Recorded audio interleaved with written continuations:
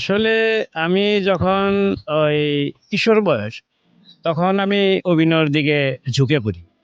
আমি কিশোর বয়স তখন মনে করেন 8-9 এ পড়ি। তখন মনে করেন দেখলাম মনে করেন অভিনয়ের দিকে মনে করেন ভালোর দিকে তখন দৃষ্টি আকর্ষণ করলাম। তখন দেখলাম হুমায়ূন আহমেদ আছে না নাট্যকার? হুমায়ূন আহমেদের শুটিং চলছে। হুমায়ূন আহমেদের শুটিং চলছে এইসব দিন-রাত্রি। নাটক, সেট। ওই সেট তখন মনে করেন বিভিন্ন লোকজন অভিনেতা করছে, অভিনয় করছে।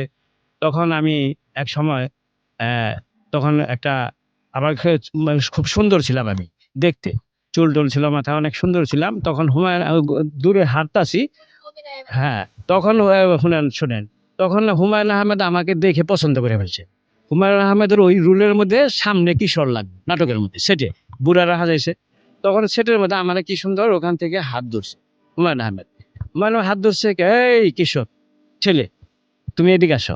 কয়, "তুমি ওই নাটকের সামনে দাঁড়াইবা সবার সামনে।" আমি কই, "সবার সামনে দাঁড়ামু কাকা?" কয়, "হ্যাঁ, দেখি তোমায় কিরকম পারো আমাকে হুমায়ূন আহমেদ।" তখন আমি ওই হুমায়ূন আহমেদের হাত ধরে গিয়া সামনে গিয়ে আমি ওই ইয়ের মধ্যে সেটের মধ্যে দাঁড়াই। তখন সে বক্তব্য দিল এক বুড়া বৃদ্ধ। তখন আমি সামনে দাঁড়াই। সামনে দাঁড়ায়া তখন আমি মনে করেন কিছু কথাবার্তা তখন হাত উঁচা করি। বিভিন্ন রকমের দৃশ্য। এভাবে গেল ১ম দৃশ্য। হ্যাঁ, হ্যাঁ, হুমায়ূন আহমেদের সাথে। এরপরে ২য় দৃশ্য নায়ক ওয়াসিম। তখন ফুলবাড়িয়া নদীর ঘাটে শুটিং করছে। শামুক উঠাচ্ছে, ঝিনুক উঠাচ্ছে বহু মানুষ।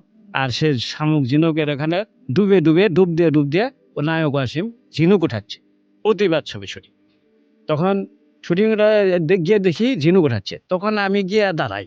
এবার ডিরেক্টর বলল, "এদিকে চাপো।" পরে ওইদিকে দাঁড়ালাম। তখন দেখি ঝিনুকের ভিতর থেকে মুক্তা বের হচ্ছে। মুক্তা বের হচ্ছে মনে করেন জীবনে ২০০-১৫০ ঝিনুকের মধ্যে ৪ টা, ৫ টা, ১০ টা মুক্তা বের হয়। ওই মুক্তাগুলোর দাম বেশি। তখন মনে করেন প্রযোজকরা আর কত মানুষ চতুর্দিকে দেখবার করে শুটিং। তখন আমিও দেখছি এবং নায়ক ওয়াসিমরে বললাম যে, "আপনি এ আঙ্কেল এই রোজার দিনে শুটিং করছেন, পানির ভিতরে আপনি পানি খাইলে রোজা তো ভেঙে যাবে।" তখন আমাকে বলল, কিশোর বলে একে হাসে। নায়ক আসে। বলল, "না, আমি রোজা থাকি। আমি ৩০ টা রোজা করি।